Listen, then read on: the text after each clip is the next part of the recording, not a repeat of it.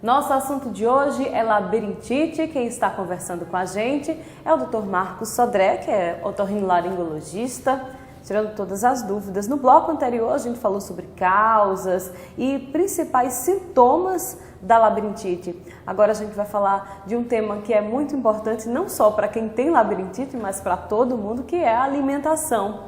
E muitas dessas crises podem ser desencadeadas por conta de um alimento, algo diferente que se come. Principalmente quais alimentos?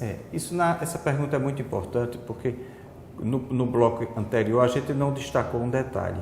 A irritação do labirinto talvez a gente pudesse dividir entre dois blocos de causas. Uma pela dificuldade da circulação, como se fosse uma deficiência de oxigenação vascular, e outro por uma intoxicação ou por uma irritação.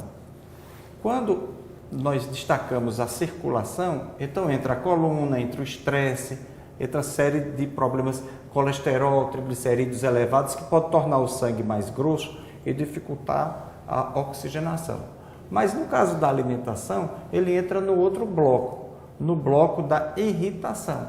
Então, por exemplo, muito refrigerante, café em excesso, tabagismo, cigarro, álcool, drogas, alimentos que vamos chamar tóxicos, crustáceo, camarão, chocolate, né? Então, essas comidas vão fazer o quê? Eles vão irritar o labirinto, principalmente naquelas pessoas que forem mais sensíveis. Então, são alimentos potencialmente irritantes ou tóxicos, da mesma forma que medicamentos. Então, essa sua pergunta já serve para remédio. Eu estou tomando um remédio, sei lá, vamos dar um exemplo, para a minha gastrite, para a minha tiroide, ou para uma enxaqueca.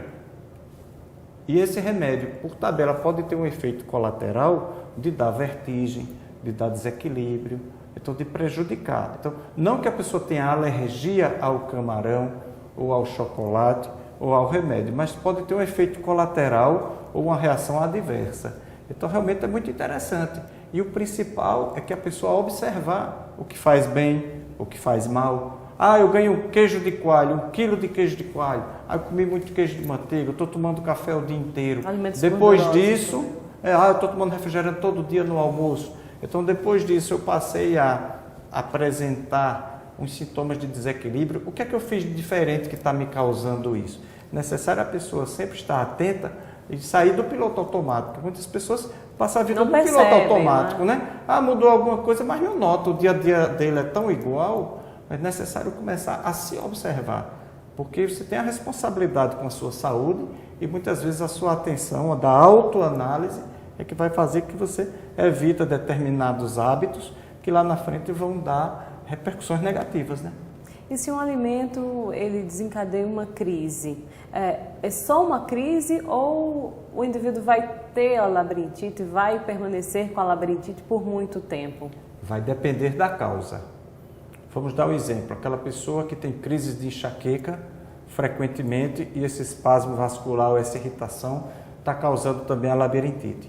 Se ele conseguir identificar qual o processo, é a coluna, eu estou tratando minha coluna, fazendo fisioterapia, fazendo alongamento, é a obesidade, é meu ronco, minha apneia que eu não estou dormindo, é uma pressão que está alta demais e eu não estou identificando, ou é um alimento? Se for uma coisa de fácil identificação e que eu removo aquela coisa da minha vida, eu posso ficar bem e nunca mais ter. Esse mesmo raciocínio poderia ser para uma gastrite.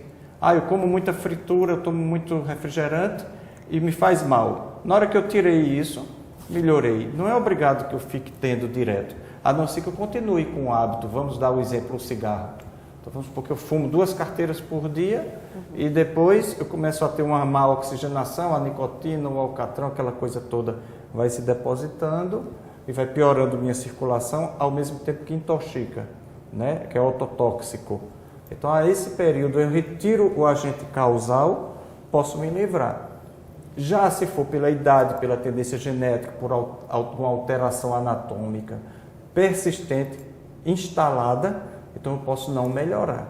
Então, tanto há casos em que isso fica de difícil solução, como há casos em que eu consigo, corrigindo rapidamente, nunca mais ter esse processo. Não vai ter que conviver com esse desconforto, né, para o resto da vida. Não é obrigado, né?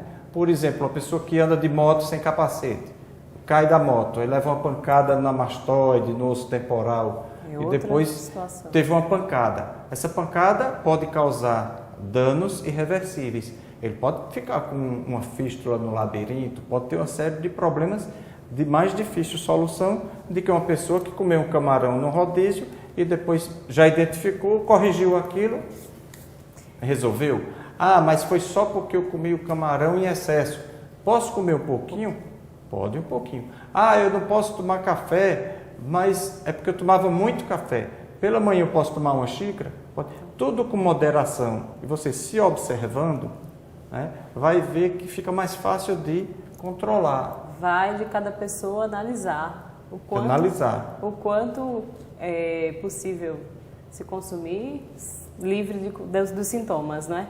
E o mesmo acontece com os antibióticos? Antibióticos, anti-inflamatórios, uma série de medicamentos são potencialmente ototóxicos e que podem ter efeitos colaterais, como para o resto do corpo também. Então é interessante quando for para o médico fazer uma consulta, informar. Olha, eu já tenho a tendência para labirintite, será que esse remédio não pode atingir? Ah, eu estou tomando muito antibiótico, essa família de antibiótico tem tendência à toxicidade? Então é interessante que o médico esteja sabendo o que acontece, para quando ele passar um remédio, ele já saiba. Da mesma forma que a pessoa que tem alergia a um antibiótico, ele deve avisar antes. Ah, eu tenho glaucoma. Eu posso usar esse remédio de alergia? Não vai aumentar meu glaucoma? Não vai piorar minha gastrite? Então é interessante toda essa informação. Sempre passar todas as informações para o médico. São interessantes, que vai fazer com que a gente erra menos, né? Então, vamos lá. Na alimentação, o que se evitar? Enlatados, crustáceo, refrigerante, comidas gordurosas, chocolate, não sei se já falei, café. Ter cuidado com esses alimentos mais gordurosos, defumados, linguiça, salsicha. O principal é a comida boa de panela, né, que deve se fazer, uma comida saudável como a comida do nosso sertão, que as pessoas vivem muitos e muitos anos com saúde, mas não tem aqueles excessos das comidas pré-prontas, que a gente hoje em dia quer tudo com facilidade, mas ao mesmo tempo a gente quer facilidade, mas não faz esporte, né?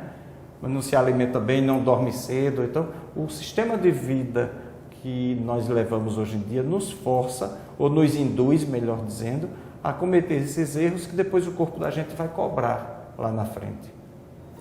No próximo bloco a gente continua a falar sobre labirintite e as principais formas de tratamento para a doença. A gente volta já com o Viva Saúde.